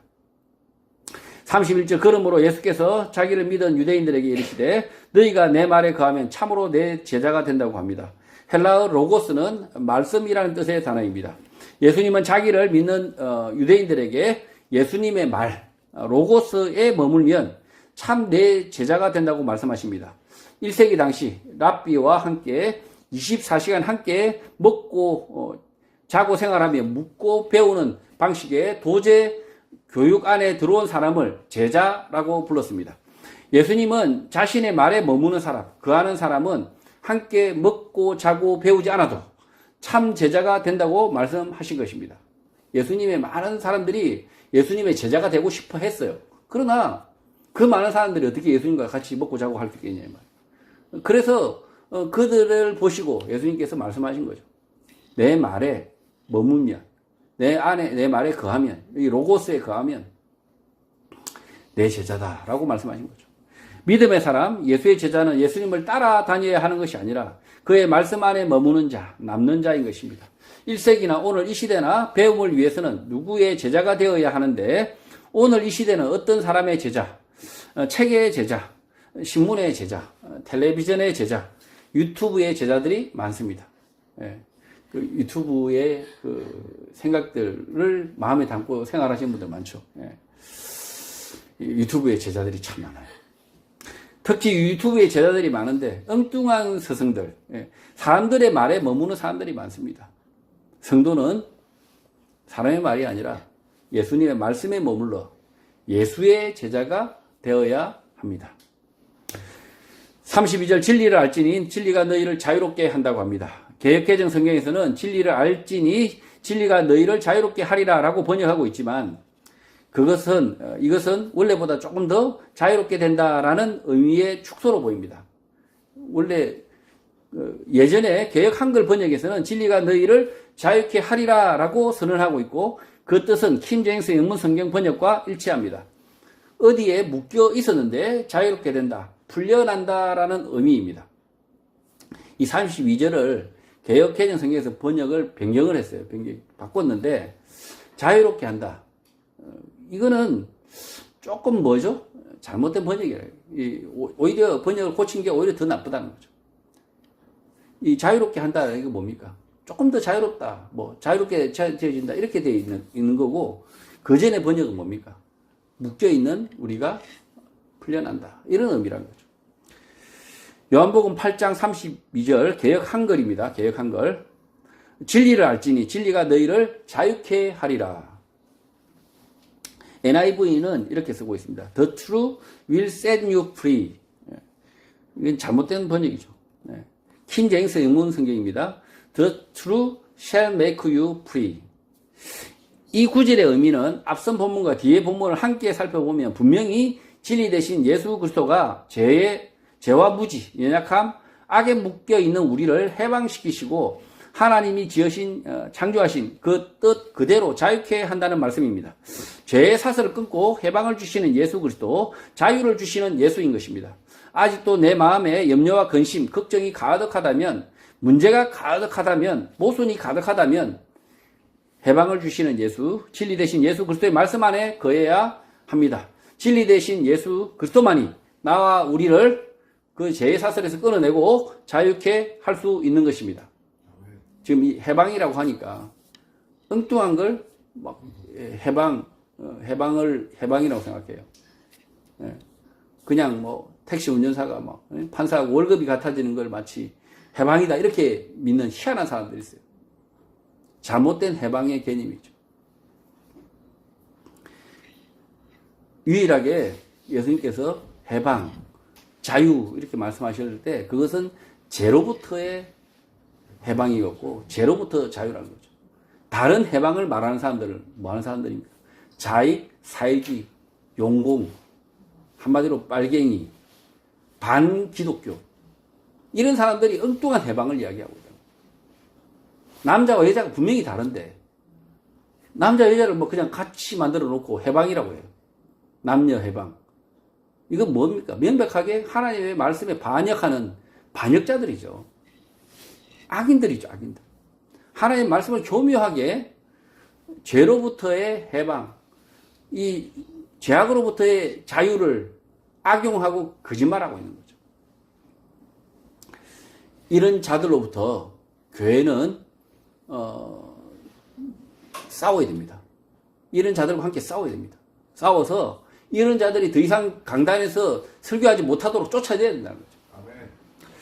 33절 그들이 대답하되 우리가 아브라함의 자손이라 남의 종이 된 적이 없거늘 어찌하여 우리가 자유롭게 되리라고 하느냐고 합니다. 이 말씀을 들은 유대인들의 반응입니다. 우리는 아브라함의 자손이고 남의 종이 된 적이 없는데 어떻게 우리를 자유롭게 하느냐고 반문한 것입니다. 실제 유대인들은 다윗 이후로 여러 나라의 식민지였고 종으로 살았는데 바빌론으로 끌려갔죠. 태연히 거짓말하는 것이고 현재도 로마의 식민지로 살면서 로마 총독과 그의 통치자인 헤롯의 폭정 아래 있으면서도 거짓 자존심을 보이는 것입니다. 꼴에 자존심이 있어가지고 우리는 노예된 적 없다 이렇게 자유인이다 이렇게 이야기하고 있다는 거죠. 예수를 만나지 못한 모든 사람들은 무지로부터 어리석음으로부터 죄로부터 종으로 살고 있고 발목이 잡혀 있습니다. 무지가 그 죄의 사슬이라는 거죠. 이러한 사실을 부인하는 것은 사실이 아니고 교만일 뿐입니다. 죄의 사슬을 끊을 유일한 방법은 예수 그리스도의 말씀, 진리의 말씀 뿐입니다. 어떤 교수가 지금 막 이렇게 포도주로 해롱해롱 하면서 나는 자유인이다. 내가 묶인 적 없다. 이렇게 말하는 분이 있어요. 막 페이스북에 막 온갖 막 요소를 막 쓰고 있어요. 무신론자로서 막 열심히 쓰고 있는데, 전에 막 MBC에 포도주 너무 많이 마셔가지고, 과음 마셔가지고, 그냥 길거리에서 바지 내렸다가 그냥 강제추행죄 뭐, 이런 죄로 그냥 수사받다가 겨우 용케 무죄로 풀려 나왔죠. 무지가 예수 그리스도의 말씀을 알지 못하는 것, 그 무지가 오히려 종이 된 삶이라는 거죠. 그 자체가 종된 삶이라는 거죠. 그 와인에 포도주에 해롱해롱하는 그 삶 자체가 이 종된 삶의 모습이라는 거, 실제. 34절 예수께서 대답하시되 진실로 진실로 너희에게 이르노니 죄를 범하는 자마다 죄의 종이라고 합니다. 예수님은 죄를 범하는 자마다 모두 죄의 종이다라고 말씀합니다. 죄를 지어서 종이 된 것이 아니라 죄의 종이기 때문에 죄에 머물고 있다는 것입니다. 예수 그리스도의 말씀 진리가 없기 때문에 죄의 종이로 머물고 있다는 거죠. 35절 종은 영원히 집에 거하지 못하되 아들은 영원히 거한다고 합니다. 죄를 범하는 자마다 죄의 종이다라고 말씀하시면서 종은 집에 영원히 거하지 못하지만 예수 자신은 아들이다. 영원히 거한다고 말씀을 하십니다. 하나님의 집의 주인이 예수 그리스도인 것입니다. 36절 그러므로 아들이 너희를 자유롭게 하면 너희가 참으로 자유롭게 된다고 말씀합니다. 그 집의 아들이 종된 우리를 자유롭게 하면 참 자유를 누린다고 말씀을 합니다. 그 아들이 그 집에 영원히 있기 때문에 그 종도 우리도 영원히 거할 수 있다는 것입니다. 이 하나님의 집에 영원히 우리도 거할 수 있다. 37절 나도 너희가 아브라함의 자손인 줄 아노라. 그러나 내 말이 너희 안에 있을 곳이 없으므로 나를 죽이려 한다고 말씀합니다. 예수님도 니네들이 아브라함 후손인 거 안다. 육적으로 아브라함 후손인지 알아요. 안다고 이렇게 말씀합니다. 종이 된 적 없다는 유대인들에게 예수님은 답변을 합니다. 자존심 센 유대인들이죠. 나도 너희가 아브라함의 자손 유대인인 줄 알지만 내 말이 너희 안에 있을 곳이 없어 나를 죽이려 한다라고 말씀하십니다. 가롯 유다를 보면 알 수 있듯이 믿음이 없는 사람은 반드시 예수를 죽이는데 앞장서는 사람이 됩니다. 예수 그리스도의 말씀을 듣기만 하면 예수를 죽이는 사람이 되고 그 말씀에 순종하는 사람은 성도 구원을 얻는 것입니다. 실제로 예수님의 말씀을 알기만 하는 사람. 도울 김용욱이 말씀을 잘 안다고 그러죠. 그런데 그 말씀을 알기만 하고 전혀 순종함이 없고 행함이 없어요. 그러니 예수를 죽이는 선봉에 서게 되겠죠. 38절 나는 내 아버지에게서 본 것을 말하고 너희는 너희 아비에게서 들은 것을 행한다고 합니다. 이 구절 말씀은 행한다. 과거가 아니라 아비에게 들은 대로 행하라 라고 번역하는 게 맞습니다. 나는 내 아버지 하나님에게서 본 것을 말하고 있으니 너희는 너희 아비에게서 들은 대로 행하라 촉구하신 것입니다.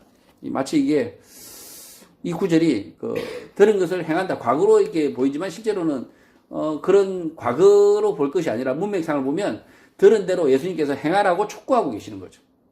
아비에게 들은 대로 하나님 아버지에게 들은 대로 행해라.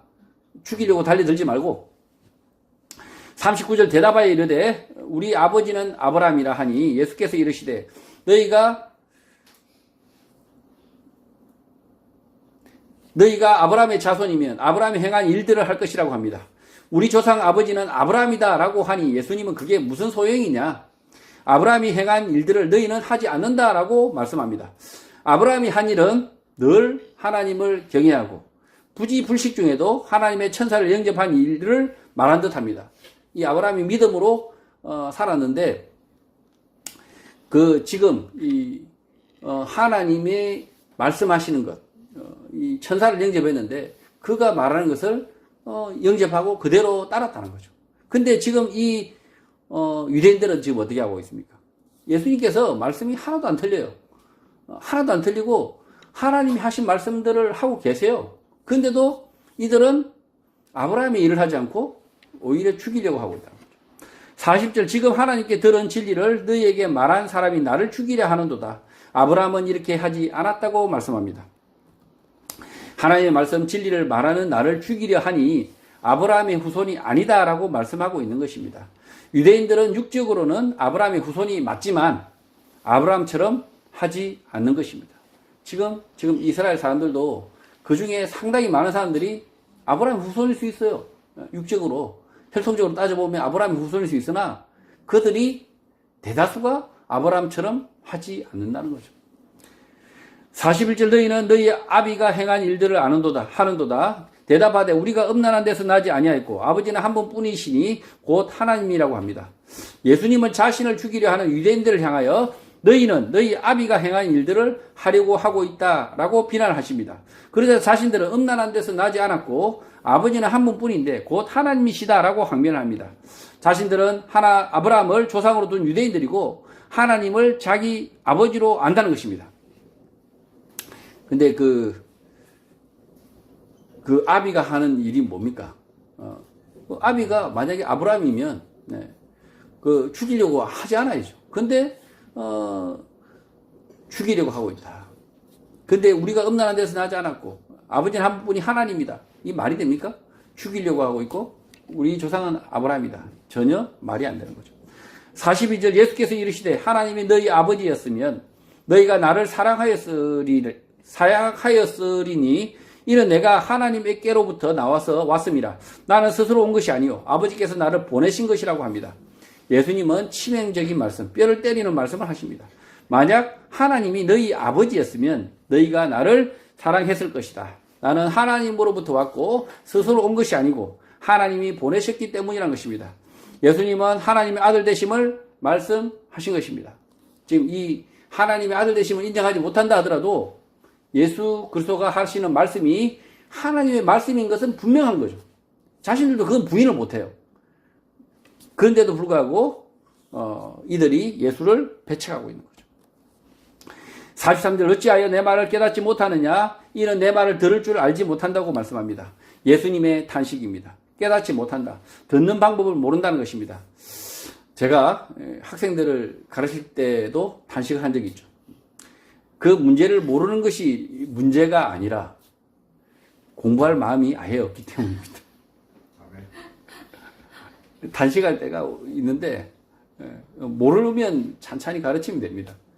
알려고 막 하는데 몰라요. 그럼 찬찬히 가르치면 되는데 진짜 마음에서 탄식이 나올 때는 공부할 생각이 아예 없어요.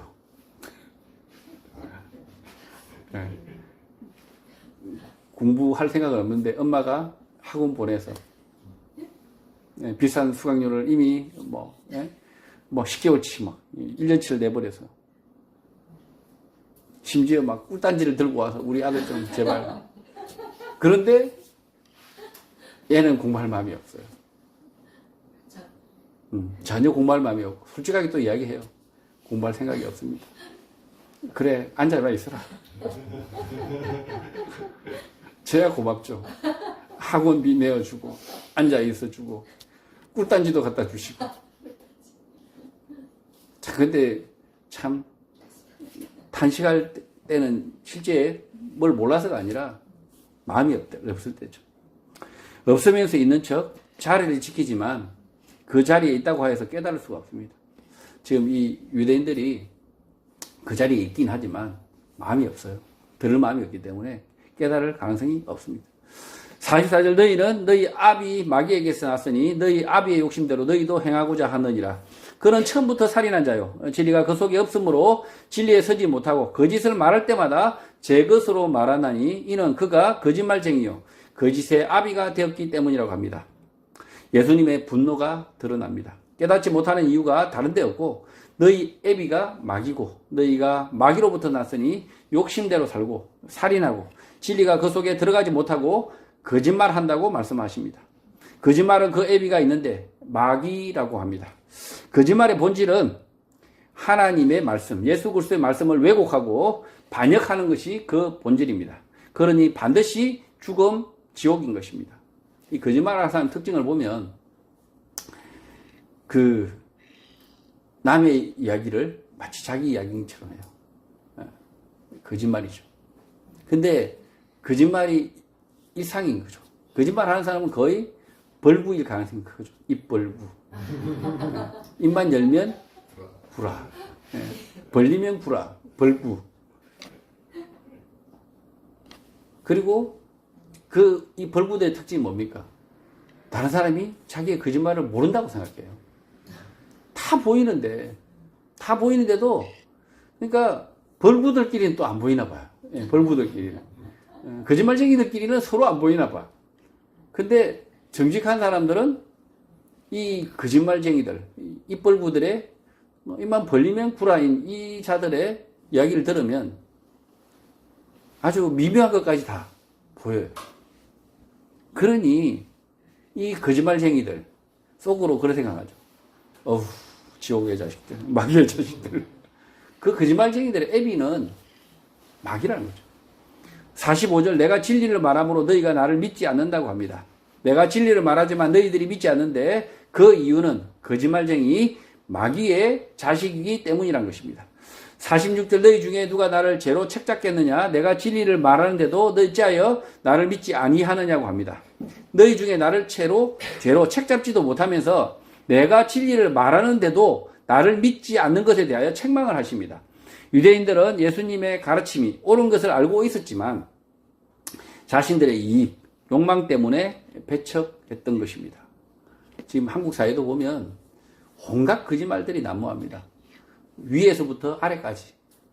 최근에 영상 하나 이렇게 보니까 그 해산물 파는 그 수산시장에 저울치기, 맨날 물치기, 생선한 데다가 물을 조금 더 먹여서 그냥 저울을 달고 저울치기, 물치기 막 이렇게 해서 그게 아주 만연해 있죠. 만연해 있고. 옆집도 하니까 나도 하고 있고. 먹고 살려니 그런 것이다. 의례 당연한 것처럼 이야기하고 있고. 이 생선 장수들만 그렇게 하겠습니까? 이 선관위조차도 이렇게 투표지를 위조 복사하고 이렇게 하고 있으니 온 나라가 거짓말 투성인 거죠. 그런데도 마치 이렇게 그냥 물치기 하고 저울치기 하면서도 투표지 위조 복사는 없대요. 누가 믿어요, 이런 나라를? 응? 서로 막 속이고 있는 거죠, 사실. 위선이죠, 위선. 그냥 솔직하게 이 나라 수준이 이렇다라고 인정하면 그나마 고쳐질 가망이라도 있을 거 아니에요. 이 나라의 수준, 이 나라의 거짓말 수준은 지금 아마 세계적일 거예요. K 어쩌고 저쩌고 할 거 없어요. K 거짓말이 최고예요, 최고. 거짓말대로 대통령 되는데. 그러니까 이게 다른 나라도 거짓말 많이 하지만 실제로 저는 K 거짓말이 최고봉이 아닐까. 대법관, 헌법재판소, 재판관들도 아주 그냥 철면피처럼 하는 K 거짓말. 47절, 하나님께 속한 자는 하나님의 말씀을 듣나니 너희가 듣지 아니하면 하나님께 속하지 아니하였기 때문이라고 합니다. 자신을 아브라함의 후손, 하나님의 자녀라고 믿었던 유대인들에게 너희는 아브라함의 후손이지만 하나님의 말씀을 듣지 않는 이유는 하나님의 자녀가 아니기 때문이라는 것입니다. 유대인이라고 해서 구원 얻는 게 아니고 하나님과 예수 그리스도의 말씀을 들어야 하는 것입니다. 이렇게 자부심, 대한민국에 대한 자부심 이렇게 일으키려고 국뽕을 이렇게 주입하는 자들이 있어요. K-뷰티, K-팝 이러면서 세계적으로 이렇게 알려졌다고 이렇게 하는 사람이 있는데 우리 자신을 잘 알아야 됩니다. 정말 세계에서도 보기 드문 거짓말쟁이들 나라죠. 스스로 인정을 해야 이 문제를 고쳐 나갈 수 있다는 거죠. 이 유대인들도 마찬가지죠. 유대인들도 보면 이 자신들의 아브라함에 대한 후손이란 자부심 때문에 지금 이렇게 하고 있다는 거죠. 예수 그리스도를 죽이려고 달려들고 있다. 자신들이 그 문제를 고치지 않고 예수님을 통해서 자신의 문제를 고칠 수 있음에도 불구하고 그 문제를 고치지 않고 오히려 예수를 죽이려고 하고 있다. 48절, 유대인들이 대답하여 이르되 우리가 너를 사마리아 사람이라 또는 귀신이 들렸다 하는 말이 옳지 아니하냐고 합니다. 유대인들이 반격을 합니다. 너 예수는 틀림없이 사마리아 사람, 호녀라 또는 귀신 든 정신병자다 라고 사람들이 말했다는 것입니다. 이 말은 예수님에 대하여 악의를 가진 서기관 바리새인들이 하는 악한 거짓말입니다. 이 사람들은 예수님이 나사렛 사람인 것도 알고 있고 구약의 말씀도 놀랍게 가르치고 있다는 사실을 잘 알고 있어서 귀신이 들릴 수가 없는 것입니다. 이게 갑자기 나사렛 사람이라고 이렇게 힐난하더니만 갑자기 사마리아 사람이 돼요. 할 말이 없으니까 택도 아닌 거짓말을 하고 있는 거예요, 지금. 49절 예수께서 대답하시되 나는 귀신 들린 것이 아니라 오직 내 아버지를 공경함이거늘 너희가 나를 무시한다고 합니다. 사마리아 혼혈, 귀신 든 사람이라는 비난에 대한 예수님의 대답입니다. 나는 귀신이 들리지 않았고 하나님을 공경할 뿐인데 너희가 나를 무시하기 때문이라고 합니다. 50절 나는 내 영광을 구하지 아니하나 구하고 판단하시는 이가 계신다고 합니다. 유대인들과 이렇게 이전투구 논쟁하실 필요가 없으신 예수님이 직접 논쟁을 하고 계십니다. 자신의 영광을 구하지 않으시기 때문입니다. 예수님께서 지금 이렇게 이전투구를 하실 필요가 없어요. 그러나 이렇게 이전투구를 하시는 이유는 예수님은 자신의 영광을 구하지 않으시기 때문입니다. 그러나 성부 하나님은 예수님의 영광을 되찾고 예수님을 배척한 유대인들을 심판하신다는 것입니다. 51절 진실로 진실로 너희에게 이르노니 사람이 내 말을 지키면 영원히 죽음을 보지 아니한다고 합니다. 헬라어 아멘은 감탄사로 진실로 참으로라는 뜻의 단어입니다. 헬라어 원문에는 아멘 아멘 두 번 사용됩니다. 예수님께서 이렇게 격정 가운데에서 아멘 아멘 하시면서 이렇게 말씀하셨다는 거죠. 진실로 진실로 너희에게 말을 한다는 것입니다. 누구든지 내 말을 지킨다면 영원히 죽음을 보지 아니한다라고 말씀을 하십니다. 예수님의 구원과 영생에 대한 이 말씀을 유대인들은 예수를 믿고 따르면 죽지 않는다, 육체의 죽음이 없다라고 알아들었을 것 같습니다. 예수님의 이 말씀은 구원과 영생에 대해서 직접적으로 가르치기 위한 의도적이고 도발적인 말씀입니다. 이 말씀은 요한복음 5장의 말씀과 이어져 있습니다. 요한복음 5장 24절입니다. 내가 진실로 진실로 너에게 이르노니 내 말을 듣고 또 나 보내신 이를 믿는 자는 영생을 얻었고 심판에 이르지 아니하나니 사망에서 생명으로 옮겼느니라. 구원과 영생은 현재부터 영혼까지이지 죽어서 얻는 것이 아니라는 것입니다. 예수를 믿는 성도는 이미 사망에서 생명으로 옮겼다라고 말씀합니다. 현재 영생을 살고 있지 않다면 죽어서 천국 가는 일은 없다는 것입니다.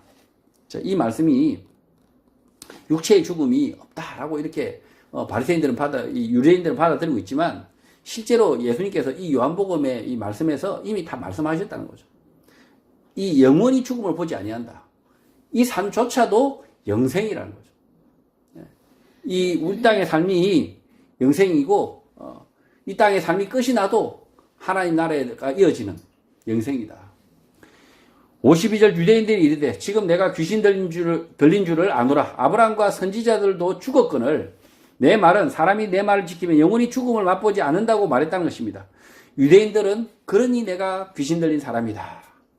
아브라함 선지자도 다 죽었는데 우리도 죽을 건데 내 말대로 한다고 영원히 죽음을 맛보지 않는다는 것은 거짓말이다라고 말한 것입니다. 유대인들은 겉모양, 육체의 죽음만으로 생각한 것입니다. 영생과 구원을 마치 육체의 죽음으로만 시간 속에서만 생각한다는 거죠. 자신들의 시간 속에서. 53절 너는 이미 죽은 우리 조상 아브라함보다 크냐? 또 선지자들도 죽었거늘 너는 너를 누구라 하느냐고 묻습니다. 우리 조상 아브라함도 선지자들도 다 죽음을 맛봤는데 누구든지 내 말을 지키는 자는 죽음을 보지 않는다고 하니 내가 도대체 누구냐라는 것입니다. 54절 예수께서 대답하시되 내가 내게 영광을 돌리면 내 영광이 아무것도 아니거니와 내게 영광을 돌리시는 이는 내 아버지시니 곧 너희가 너희 하나님이라 칭하는 그이라고 말씀합니다. 내가 셀프 영광을 돌리는 것이 아니라 내게 영광을 돌리는 분은 내 아버지 하나님이시다라고 말씀합니다. 하나님의 아들 성자 되심을 선포하고 계시는 것입니다.